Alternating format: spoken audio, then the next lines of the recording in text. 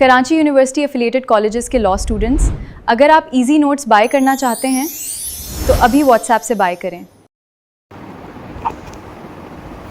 Discuss the relationship between law, justice, morality and equity. हमने यहाँ पे क्या करना है कि लॉ को जस्टिस, मोरालिटी एंड इक्विटी के साथ कंपेयर करना है और इनके साथ मैच कराना है। Introduction. Law, justice, morality and equity are closely related. यहाँ पे कह रहे हैं कि चारों चीज़ें एक दूसरे के साथ मिलकर चलती हैं, एक दूसरे के साथ रिलेट करती हैं। Together they help establish a fair, peaceful and orderly society. इन चारों की मौजूदगी की वजह से हमारी जो सोसाइटी है उसमें अमन रहता है, पीस रहता है। Meaning of law.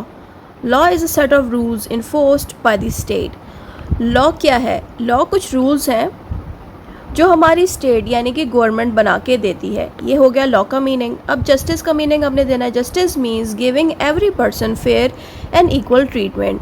जस्टिस का मतलब ये है हर इंसान को इक्वली ट्रीट करना और अच्छे से ट्रीट करना। Meaning of morality.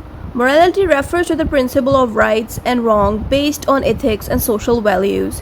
Morality का मतलब ये है सही और बुराई के बीच फ़र्क करना, यानी कि एक इंसान अगर बुरा कर रहा है तो उसको रोकना। ये सारा कुछ मोरालिटी में आता है। जैसे कि इसमें इंसान के इखलाक और सोसाइटी में वो कैसे बिहेव करता है, ये सारा कुछ भी इसमें इन्वॉल्व होता है। मोरालिटी का यही मतलब है। फिर आता है इक्विटी।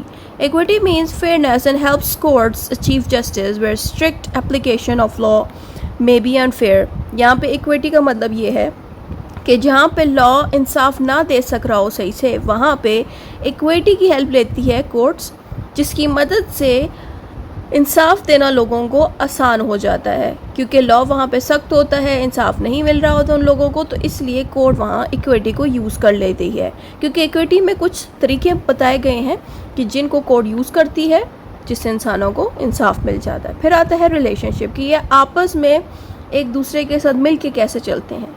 रिलेशनशिप हमने लिखना है। Law aims to achieve justice. Law का पूरा टारगेट होता है कि लोगों को जस्टिस मिले। Justice is the main purpose of law. और जस्टिस लॉ का मेन पर्पज़ है, यानी कि लॉ को बनाया ही इसलिए गया है ताकि सारे लोगों को जस्टिस यानी कि इंसाफ मिले। Morality influences the making of good laws. Morality के होने से क्या फ़ायदा होता है कि सोसाइटी में रहने वाले लोग लॉ को अच्छा बनाने की कोशिश करते हैं, यानी कि ऐसे लॉज बनाने की कोशिश करते हैं जो इंसानों को गलत काम करने से रोकें।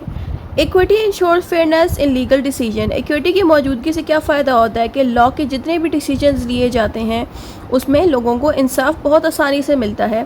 Together they promote peace and equality.